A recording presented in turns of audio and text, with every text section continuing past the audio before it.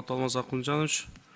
Ушу мен Акылбек Сөмекишке да кайрылайын дедим эле, бизге жарандарыбыз кайрылып атат. Ушул бүгүнкү Кыргыз мамлекетибиздин территориясында жүргөн, Абхазия, Армения номеринде жүргөн, биздин ошо временный регистрация менен жүргөн унааларыбыз дээрлик 200 миңге жакын унаа бүгүн жүрөт.